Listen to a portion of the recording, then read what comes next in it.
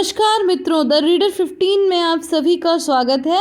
आज जन्माष्टमी के इस उपलक्ष्य में मैं आपको कुछ ऐसी बातें बताने जा रही हूँ जो आज से पहले आपने शायद ही कहीं सुनी होंगी, इसीलिए वीडियो के अंत तक बने रहिएगा। चलिए शुरू करते हैं। मित्रों, जैसा कि हम सभी जानते हैं कि किस प्रकार कंस की जेल में श्री कृष्ण ने माता देवकी और वासुदेव के पास अवतार लिया और तूफान और बारिश से भरी हुई उस अर्धरात्रि में किस प्रकार वासुदेव उन्हें माँ यशोदा और नंद बाबा के पास छोड़कर आए। और इसीलिए भाद्रपद के 8वें दिन की अर्धरात्रि को जन्माष्टमी के रूप में मनाया जाता है। परंतु क्या आप यह जानते हैं कि माँ देवकी और कान्हा के बीच के संबंध को भारत के कुछ हिस्सों में खीरे के रूप में दर्शाया जाता है। आइए जानते हैं इसे विस्तार से।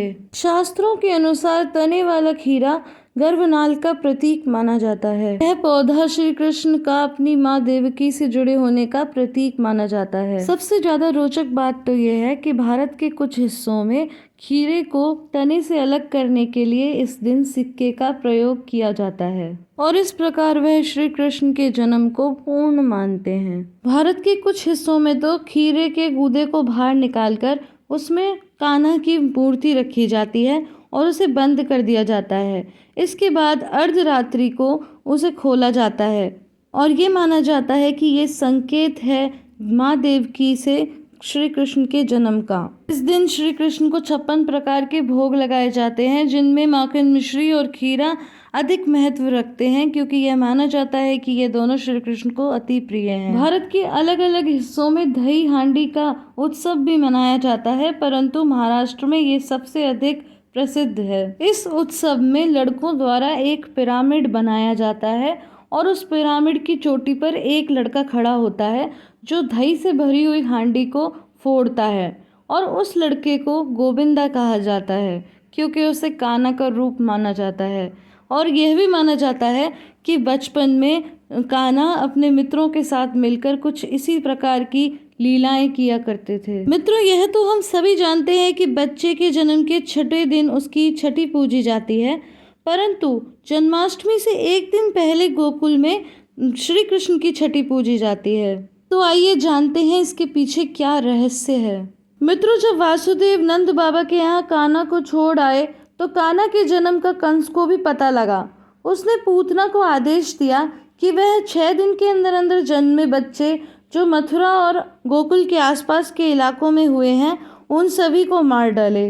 परंतु जब यशोदा माँ को इसका पता लगा तो वह बहुत डर गई और कान्हा को छुपाने के बारे में सोचने लगी, परंतु वह इस बीच यह भी भूल गई कि कान्हा की छठी तो पूजी ही नहीं है। परंतु लाख प्रयत्न के बाद भी पूतना श्री कृष्ण तक पहुंच ही गई और वह उन्हें दूध पिलाने लगी, जिसमें वह विष लगाकर आई थी, परंतु कान्हा ने उसे इतनी जोर से काटा कि उसकी मृत्यु हो गई। इसके बाद उन्होंने कई राक्षसों का वध करते हुए लीलाएं की। 1 वर्ष पूरा हो जाने पर माँ यशोदा ने सभी गोकुल वासियों को कान्हा के जन्म दिवस पर न्योता दिया, परंतु गांव की कुछ बुजुर्ग महिलाएं कहने लगी कि कान्हा की छठी तो पूजी नहीं है, जन्म दिवस कैसे मनाएं। ऐसे में गांव के कुछ बुजुर्ग तथा ब्राह्मणों ने यह सलाह दी कि कान्हा के जन्म से एक दिन पहले उनकी छठी पूजी जाए।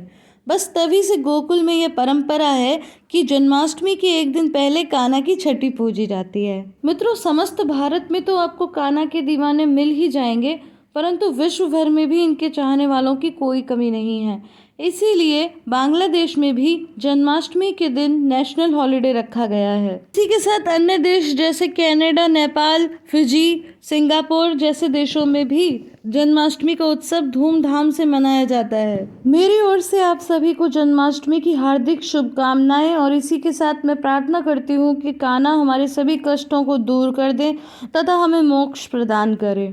दोस्तों, यदि आपको हमारी वीडियो पसंद आई हो तो आप अपने विचार कमेंट बॉक्स में जरूर व्यक्त करें और इसके साथ ही लाइक, शेयर और सब्सक्राइब करना ना भूलें।